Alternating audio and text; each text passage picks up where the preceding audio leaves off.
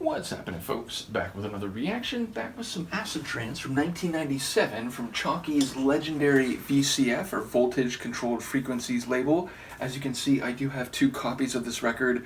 An original I got, I don't remember what record shop it was from. Is there a sticker or a price tag? Nope. And this one I got years later as a backup, which I used to do for some records that I was very fond of. I started using Discogs, and for some records it was like, if anything happens to this record, or maybe there was already a little surface noise on my original copy, so I would get a backup. And this is a true 3-tracker. Now here is an interesting update, which I say because I've reacted to one of the tunes on here, the original version, singular, of Aliens. And as I said, this was from 1997, and it's shown under the name DJ Paola. And on Discogs, Paola, it's like Paola Hamilton Rao is the name that is listed. And I wrote a review of this record way back in 2014, over a decade ago, on Discogs, and I described each of the tracks and the way it's one of my favorite, if not my very favorite release, on one of my favorite releases, if not my very favorite release, on VCF. Well, lo and behold, and little did I know until earlier tonight when I just wanted to make sure what year this was from when I checked, Choci actually replied to me, and he replied in a couple comments that I wrote in the larger VCF catalog on Discogs a couple years ago in 2023. And what he said for this release, he thanked me for the positive comments that I wrote about the tracks, but he mentioned that he actually produced the tracks on this record. He just listed it as a DJ Paola release. So I don't know if that was just like, kind of not doing a favor, but, throwing a proverbial bone to one of his friends in the scene. But either way, my understanding is Mark actually produced all the tunes on here, even though only one of them, the Aliens remix, which I also have not yet reacted to, is listed as a Choci remix.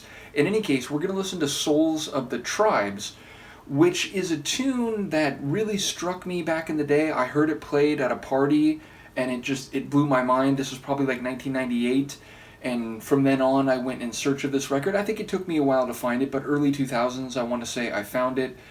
In any case, it is an acid trancer, like the label would make you inclined to suspect, but it's more on the melodic end, whereas a lot of the tracks, including the other two tunes on this release on VCF, are fiery, driving, like hard acid trancers. This one is more of a melodic acid trancer. So acid is a very notable component, but it has melody, it has atmosphere, and it uses indigenous American chant singing, which I don't know where it was taken from, I don't know what sample was used, but yeah, it comes together really well. And I heard it at an outdoor trance party, under the full moon, I believe. It was a really, like out in the desert kind of party, so lots of stars and the moon overhead. And yeah, it just made a big impression on me, and I was keen to find it. Eventually got a copy, again, later got a secondary copy. But for the longest time, I thought it was a DJ Paola release more directly. But yes, I have learned that this is essentially a Choci production. Let's give it a listen. This is listed as DJ Paola, but apparently produced and engineered by Choci. The track is Souls of the Tribe, Tribes plural, Souls of the Tribes, and it's from VCF, Voltage Controlled Frequencies, 1997.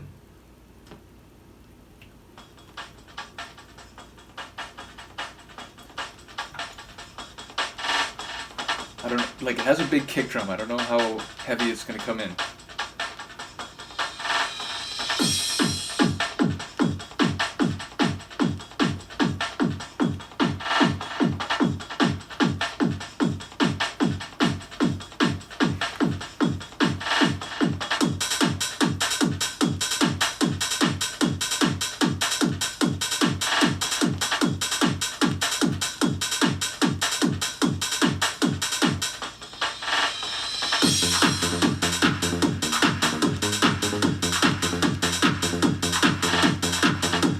Dynamic bass line.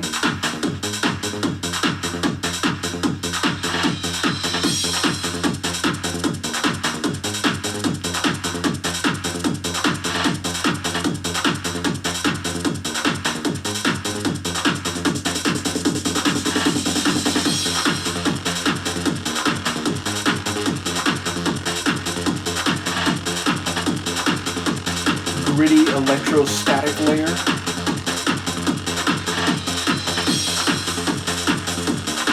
Little ride cymbal.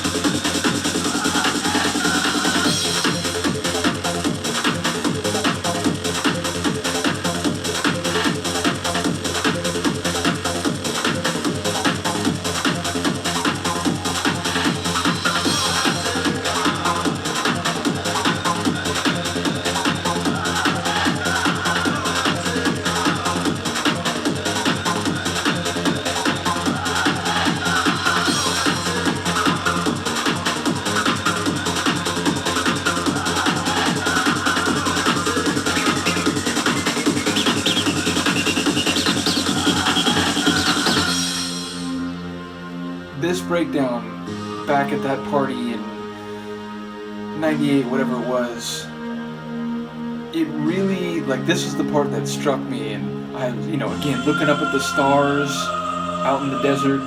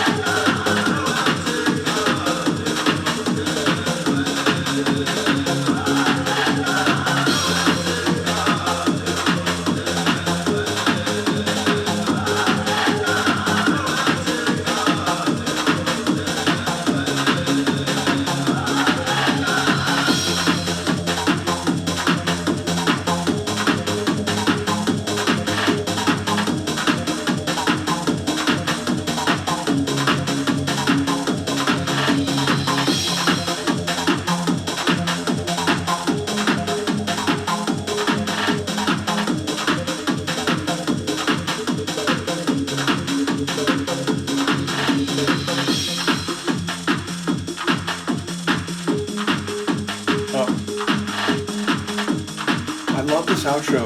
It's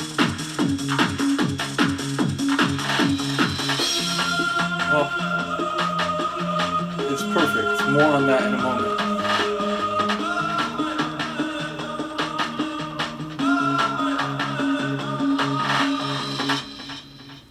The reason I say it's perfect, it's one of those tracks where you can very much use it as a set closer because it has all the elements one by one coming out of the tune, but still ending with a distinct melodic sound and a bit of a, like breakbeat ambient disassembling where it's, just the final bit of percussion and the bass line still melodically dynamic and that chant vocal, which is to say, some tracks end where it's just a kick drum and a hat, like the last 64, maybe 32, it's literally just the bare bones percussion scheme, and that could be any track. Like there's no distinction there where it's like, oh, it's clearly that tune. Now if you know a tune really, really well, maybe you can still hear it because of the particular, kick drum hi-hat arrangement, but by and large, it could be any tune. But when you end a tune where there's still some melodic elements, still some vocal sample, where it's clear that it's that tune and it's a bit of an artistic ending, then you can definitely use it as a set ender, and there's a nice sense of conclusion or closure to the set. But you can also have a long double drop mix out of that track, and you can layer that dynamic bass line and that indigenous vocal chant over whatever tune is incoming.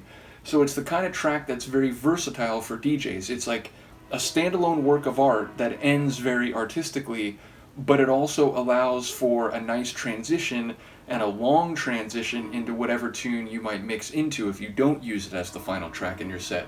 So yeah, it's awesome. As I said, I love the melody. It's got a lot of acid work. It's got this sense of scope. Because there's this, traditional tribal sort of chant in it, it has that, humans in different ways, in different places, in different cultural configurations, we've been doing a lot of the same things for thousands of years. We come together in groups and we engage in rituals, we play music, we dance to the music, and we derive understanding, enjoyment, and vitality out of those cultural practices. And so again, the use of that sample and that sort of cosmic scope that it has, especially in the breakdown, it's one of those things that feels like it's connecting you to earlier generations of humans, in the same way that like reading a book by someone, or a written work by someone hundreds or even multiple thousands of years ago, it can give you this sense of continuity, like human continuity. So maybe that's not something you often think of when you talk about 90s acid trance, but yeah, this one I think has a very special place for me nostalgically on this label and in terms of electronic music more broadly. So once again, shout out to Choci, who, he was a very prolific person in the acid scene, and specifically acid trance.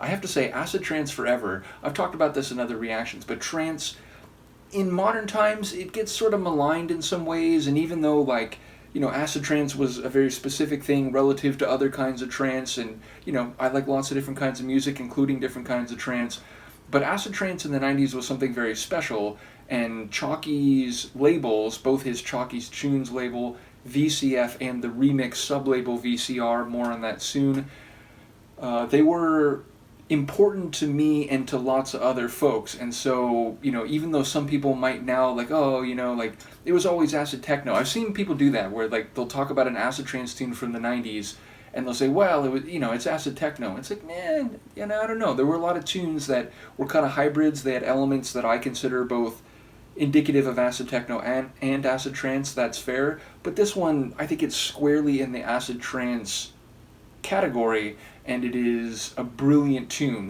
one of my favorites from the 90s. So again, shout out to Choci for the production and for commenting again on a couple comments that I made over a decade ago. A couple years ago he replied, and I was not aware until earlier tonight. So yeah, let me know what you think of this one, and I will see you soon. Peace.